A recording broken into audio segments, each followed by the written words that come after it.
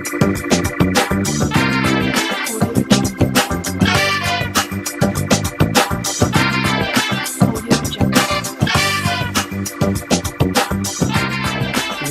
to another edition of Talk with Confidence. This is where we have inspirational conversations with inspirational people. Today I have an inspirational young lady in studio with us. She's a radio personality, she's a gospel singer, she's also a stylist. I've just learned this, but we'll delve deeper into that in a little bit. Lelo, welcome. Thank you so much for having me. I'm excited to be here. Yeah, it's awesome. How are you? I'm great. Yeah, I'm great. Awesome. Let's start with the image consulting because you just brought it up. Yeah. And so what do you do in that sphere? Okay, so I've got a small startup company called Rough Diamond Forte, and interesting name. Yeah, well, I don't want to get into how I got the name. We'll get you'll see how it's all linked together. Okay. So yeah, it's called Rough Diamond Forte, and it's an image consulting company. And what I do is I help people with their image because I don't believe in being vain, but unfortunately the first thing that people encounter before they actually speak to you is your image. And so it's got to be presentable and it's got to represent you in a way that is fitting. Okay. So that's what I do. And for me, it's more than just, your image. It's after people encounter the image. Yeah. What do you have to say? What is the content behind that? I love that because it's almost like buying a product, right? If the packaging is beautiful, but then you get home and you open and it's a disaster. So do you help with both sides of imaging? Because yes, there is the physical, you look beautiful, you look nice, but then the person inside, because like we say, we can look at the packaging, the packaging may be beautiful, but if what's inside doesn't match what's outside, then there is a disconnect. A problem. Do you go further in terms of helping people also be beautiful inside, in essence? Precisely. That's exactly what I want to do, and that's what Rough Diamond Forte is about, more than just your outside image, your facade. It's about your inside image as well. What do you want to achieve? I haven't achieved that much in my life, but I can help you. For example, if you want to break into the TV industry. So, okay, you want to break into that. Obviously, there's a certain look that certain companies are going for. But after that, since I'm also in that space, how can I help you better your skill, and present yourself? After what do you have to put on the table? So I really love connecting with people on that level, and it's connected to purpose. And I speak a lot, and I love people, so that really connects everything and wraps it up well together. Yeah, beautiful. In terms of your radio work, how did you get into radio?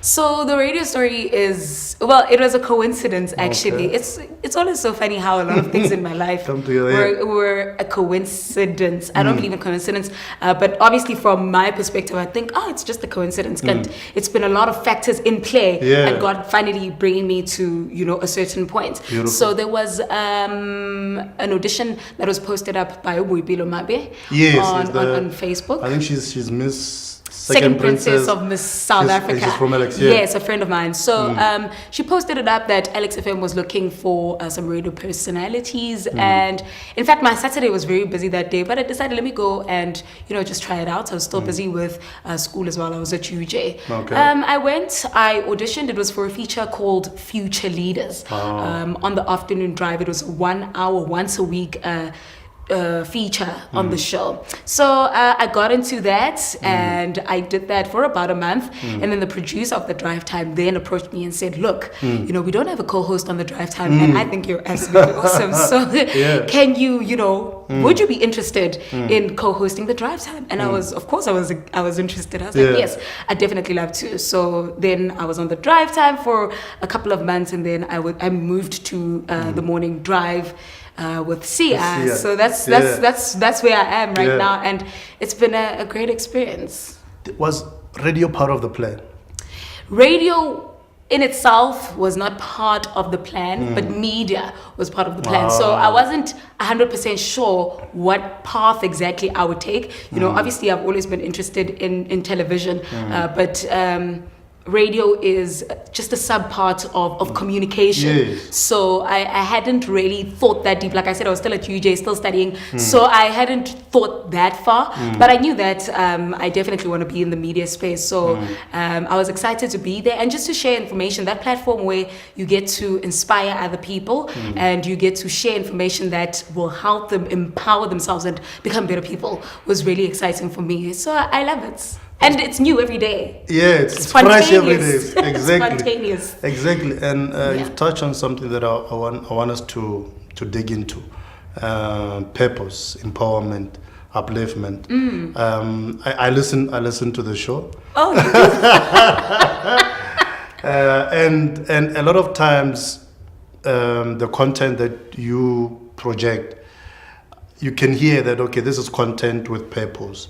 And you can hear this is meant to do something. What do you want your content? I mean, you're a content producer. People, hundreds of thousands of people listen to you. How do you shape your content? You know, it's like a chef. Every day, how do you prepare the meal, and what is the meal, and what do you want people to get out of that meal? You know, I've realized, because I've also been at a place in my life where I was just hopeless. You know, sometimes you make such bad decisions that affect the people in your life and that affect you as well. And you know, it costs you so much, and then you fall into just a dip where you're so depressed and you feel so hopeless and you feel like you can't get yourself out of that rut and you feel stuck. Then you blame yourself and you start to resent yourself.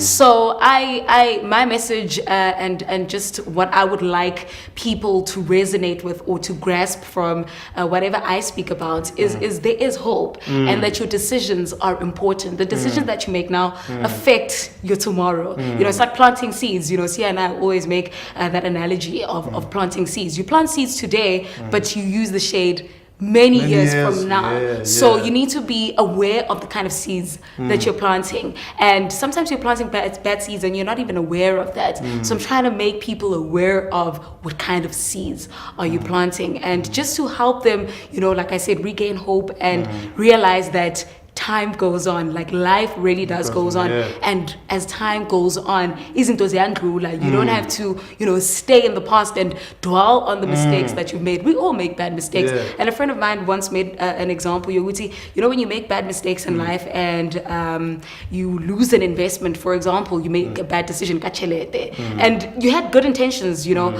and you lose that money. He says that you're paying school fees. That's life making you the university of life. Exactly, the university of life is making you pay school fees. So you've gotten a lesson. You know, you might have lost something, but you've gained experience. So you've gained something very substantial. I love that metaphor because, I mean, with the school system, you have to pay you have to pay school fees in order to get your qualification.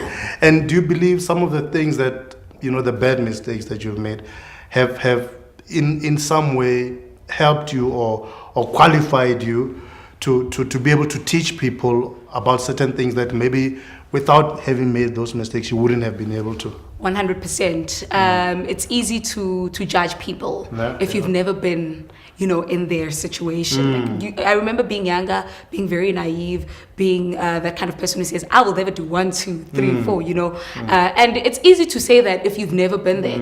And then you find yourself in the same place and then you start to have empathy as well. So it makes you have humility as well, where, you know, you're not on your high horse. It exactly grounds you, and if you're a spiritual person like me, it also brings you back and reconciles you with your creator, where you understand and everything that I'm doing is not because of my own strength. It's because, you know, really it's God's strength, and I can't take credit for everything that I am, because you know, people will say, well, you know, I don't believe in God, I can take credit for 1, 2, 3, 4. You know, it's my mind, it's my intellect, it's my ideas, but who gave you that mind? Who gave you that intellect? Who gave you that intuition? You know what I mean? So it's been that, and I wouldn't be who I am right now if I hadn't gone through everything that I've gone through. So I mean, sometimes you sit and you're like, you know, if I hadn't done that, I'd be this far, but I wouldn't know this much. What I know now. So I'm just like, you know, I've made peace with it. It's just like I said, you've paid something. you've gained gained something. So I'm very happy where I am. Awesome. And I mean, the platforms that you have, you get to interact with a lot of young ladies. Yes. And I personally believe we need more women role models, because we live in a somewhat patriarchal society, and it's something that I know you've chatted about. Yeah, that's why I give you You're trying to get me in trouble. I can see you. So can you chat a little bit about that in terms of women empowerment, to use the phrase, and just that space, what do you want to achieve there, what do you believe needs to happen in that space? I feel very strongly, as you know, about women empowerment, and I believe women are so special, and they have a special role to play in society. And well, growing up, I've noticed that, women have always been treated like nothing.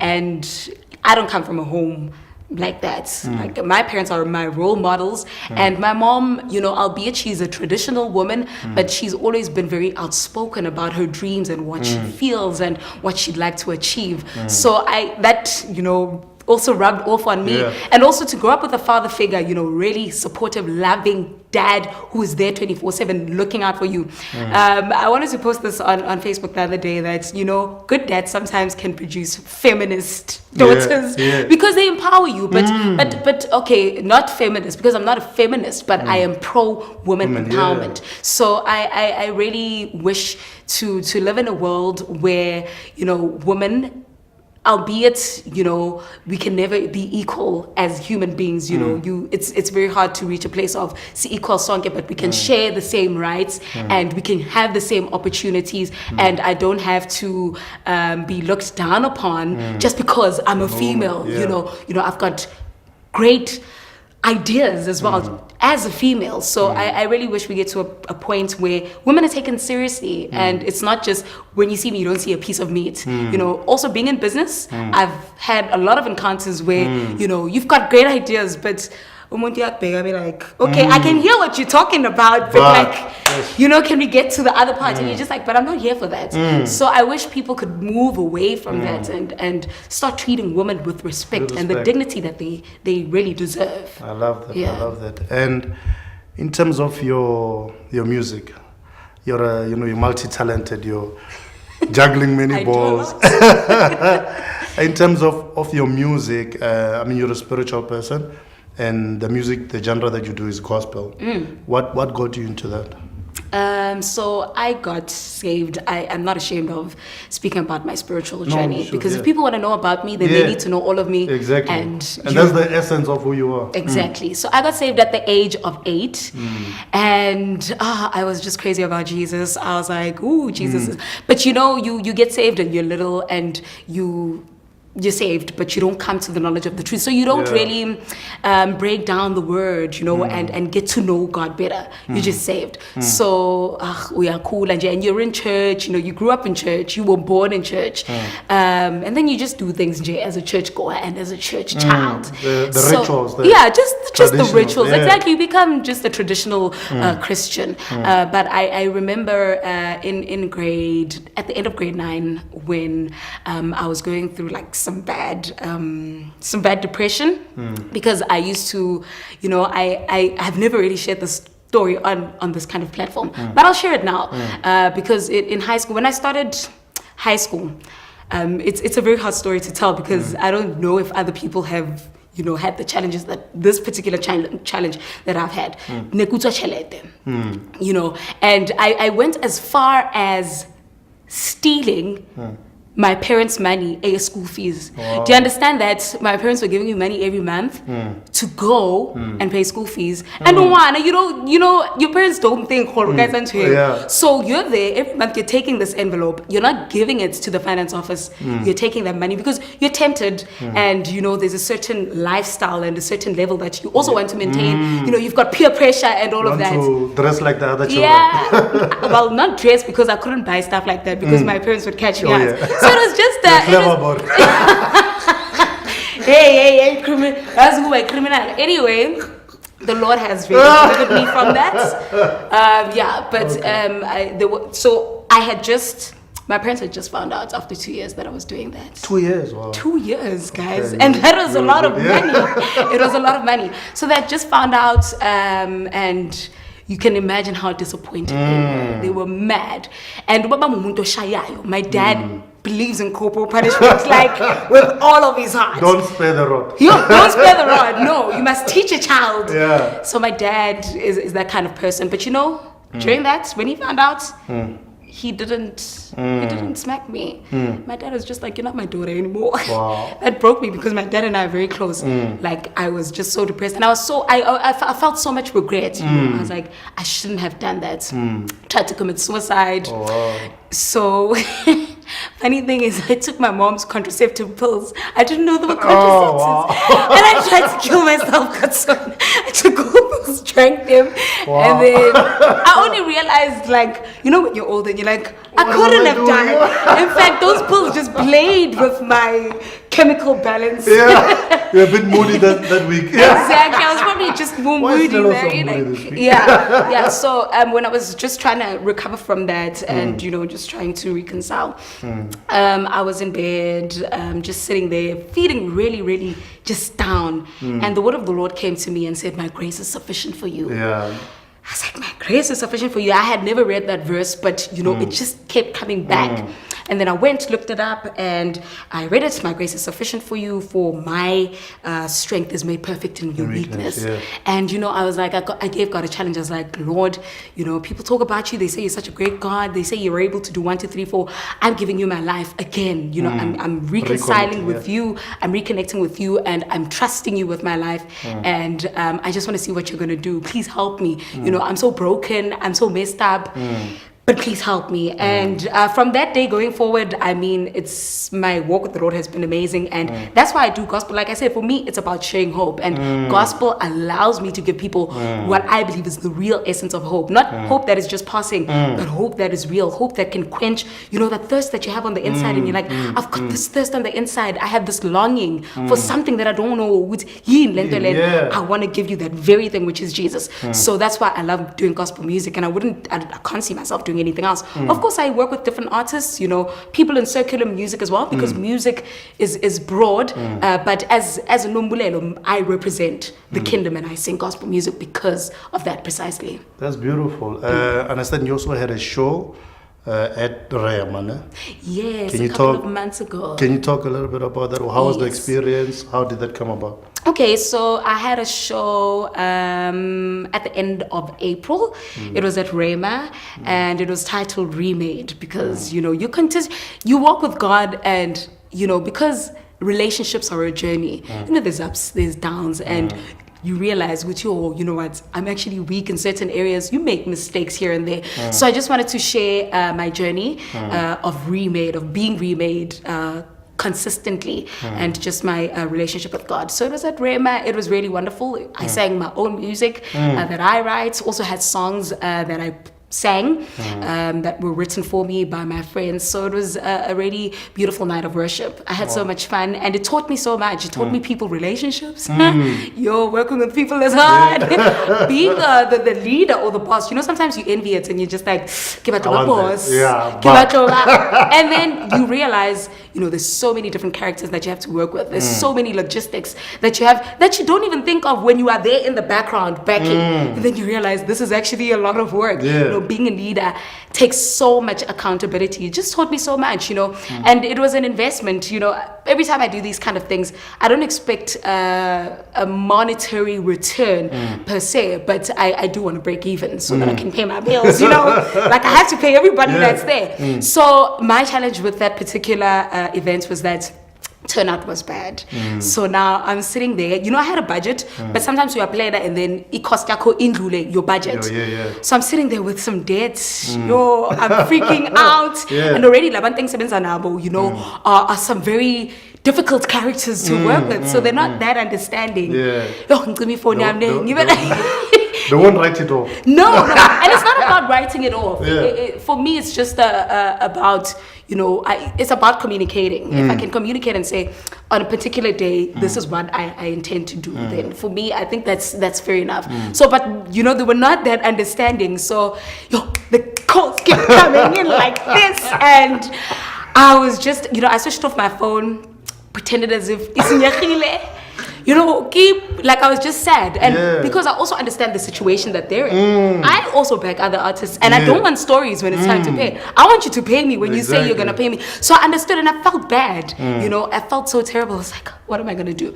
So anyway, during that week when my phone was off, I'm sitting there because I believe that God will entrust me with multi-corporal, sanctions. And I'm going to, I'm going to do well in life. Yes, levels.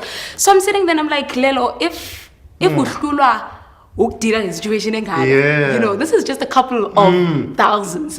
How are you going to handle, the millions that are coming? How can God entrust you with that? You need to learn now how to deal with different characters, how, to communicate with people and make them understand. And, so I like that. And it got fixed. It got fixed. I worked around it. I made a plan.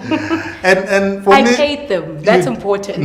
Yes. Being faithful, because also if you're in that industry, there's a particular expectation or okay, maybe we've worked with musicians in other industries and they did this. How? Gospel star, how can you understand the integrity that comes with singing gospel music? And you've touched on something that you touched on 2 or 3 sentences ago.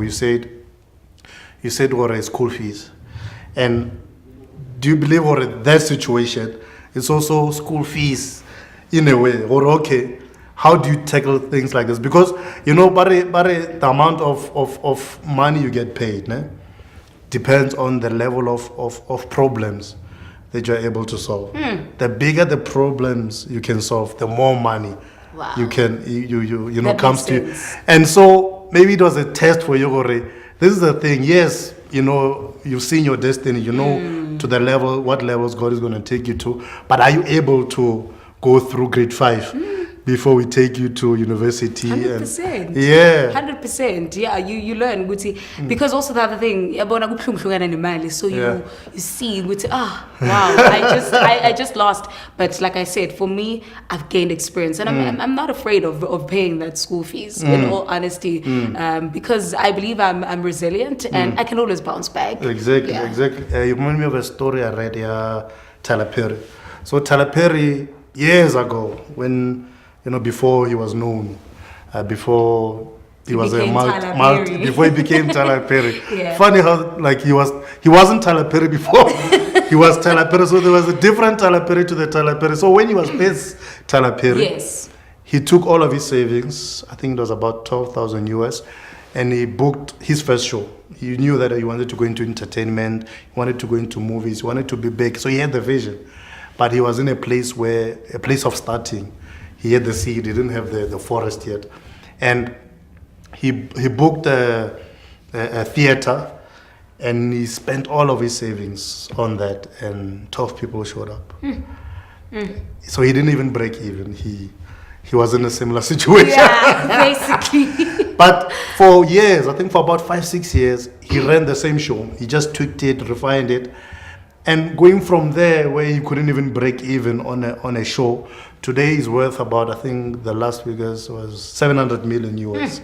So I think it says a lot to bounce back from that first defeat, because you learn along the way, and you will finally get to a place where people know Lelo. Oh, that's Lelo, So that's what I got from that story, and it's a beautiful story. Where do you want to go in terms of your gospel career, your business, and even your radio work? So recently I stumbled upon a note I wrote in 2012. iPhones are clever, most. You use one device, but it'll connect you to the cloud. So you stumble upon it, and you forget about the things that you write sometimes. So I'm reading through this, and it was a diary entry where I was just speaking to myself and speaking to God, and I was just like, Lord, I just really want to have my own media house.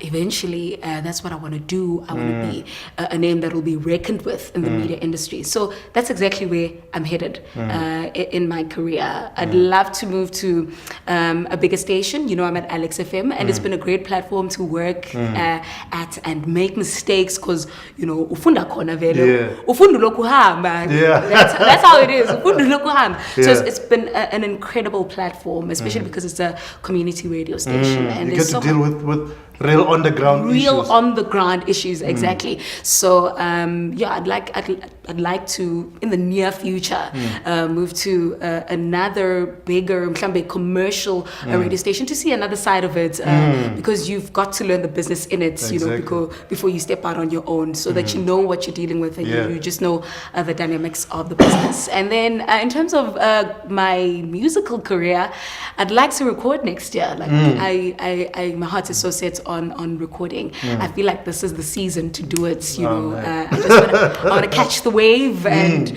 I believe there's a revival that is upon us, and I want God to use my voice and to use my gifting for that. So next year I'm planning to record and still raising funds. Guys, if you want to sow into my ministry, you can do it. You're welcome. I'll give you the banking details at the end. I'm not kidding, but I'm kidding. No, the platform is there. Yes. So I'd like to do that. Very soon. And then in terms of my company, it's growing slowly but surely. And it isn't those kula kancane. Sometimes you shouldn't rush success. You need to let it simmer and let it slow cook and enjoy the journey. There's a book that I really love that I'm reviewing right now. It's called Outliers. I don't know if you know it. I know the title. Beautiful book. Beautiful book. One of the things that stood out and jumped out at me from the book was the 10,000 hour rule. So there was a study that was done on violinists, and to just see the different standards, with how good are these ones and why are they different from other violinists. So they then discovered that violinists that were good enough to be teachers had put in 4,000 hours of practice. And then those that were exceptionally good had put in 8,000 hours. And those that were the world class, filling out the dome kind of vibes, they had put in more than 10,000. So the benchmark was 10,000 hours. And also another example that they make in the book is Bill Gates.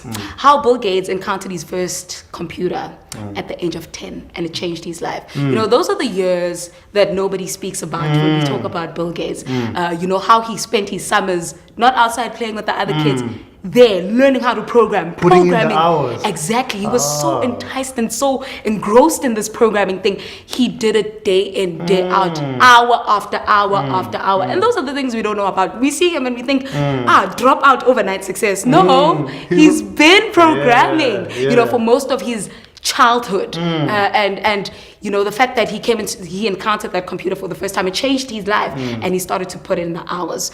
So that book really just inspires me so much. You've got to put in. You've got to put in the time. And mababegale 10,000 hours, if we would want to cover it in a year, that's 27 hours a day. So that's all impossible. It's impossible, for you to master a craft and do something for 27 hours a day for a year. Translated to 5 years, it's about 7 hours a day. Still, it's a lot, because there's a lot of other things that are happening during the day. Over a span of 10 years, it's 2 to 3 hours, something more manageable.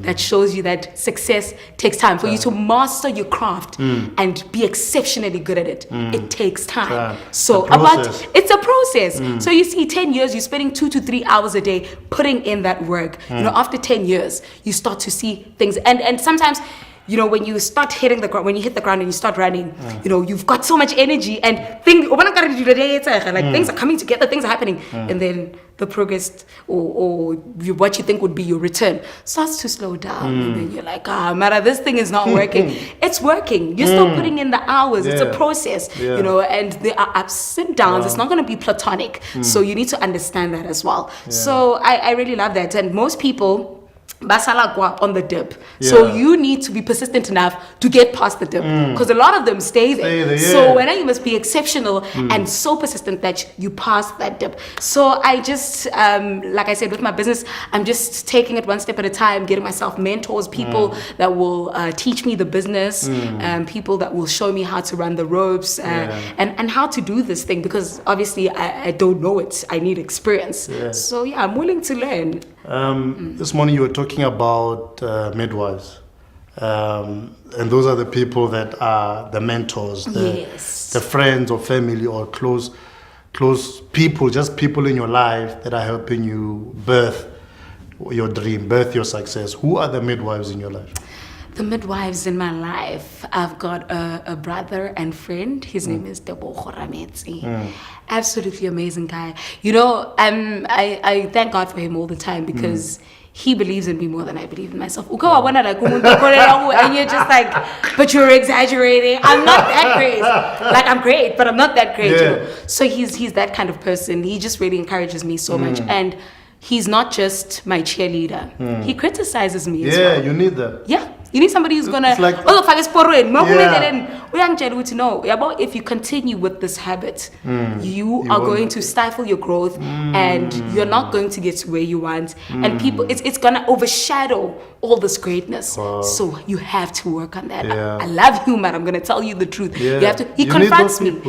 He's very confrontational, and sometimes it hurts. You're just like, I thought you loved me, but love is honest, and love tames you, and love grooms you. So sometimes it discipline. In fact, discipline is pain. It should be pain, you know, for it to have an effect. So it's it's my parents. You know, I touched on that earlier on. My dad has always been, me and my dad, we are like this. Same WhatsApp group. He is such a lovely man. Like, you know, I'm so blessed to have him in my life, and like, he believes in me so much. My dad, you know, when you're growing up in Alex, isn't my agency and all of that, and with the lack of information back then, you are not exposed to that. But my dad would be like, so what can I do? Exactly, what can I do? Beautiful. Let me find an agency for her. You know, just to try and find information on how can we grow this thing. So he's really supported that. Even my singing career, other parents don't want their children to sing because they're like, that's not a viable career, you know. We want you to go to. My dad is a big, he loves education. So, you know, he encourages that, you know, study, invest in yourself while you chase your dreams as well, you know, because education also opens up your mind, you know. So my mom and my dad have been my biggest inspirers. So I think for now, those three people, of course, there's other people, you know, who are there, who are doing a lot of inspiring and a lot of taming and a lot of guiding in my life. But I think for now, those three have to be the highlights. Beautiful. You know, I liken mentors and people like your father in your life like pencil sharpeners, because it's not easy for the pencil, that process, because you feel like there's stuff that is getting removed, but the stuff that is getting removed, it's making you sharper. Yes. And when you write, it's going to come out crisp, you know. Lelo, it's been such a pleasure having you here. Thank you for making it. And all the best with your music career, with your business, and with your TV and radio work. I'm prophesying now. Come on, go deeper, man of God. Go deeper. I'm kidding. But I received those good words. Awesome. Just in terms of where people can get hold of you, etc., can you share maybe your information? Okay, so I am on social media. My name on Facebook is Nombulelo Tshefu, surname spelled as Tshefu. Same across all social media platforms. So it's Nombulelo Tshefu on Instagram, Nombulelo Tshefu on Twitter as well. Yeah, so that's where you can find me, www.nombulelotshefu.com, coming soon. Wonderful. Lelo, thank you so much again. Thank you for having me. Sharp. Sure. That was inspirational. Thank you guys for tuning in. Do tune in again next time right here on Talk with Confidence, conversations that inspire. Thank you so much.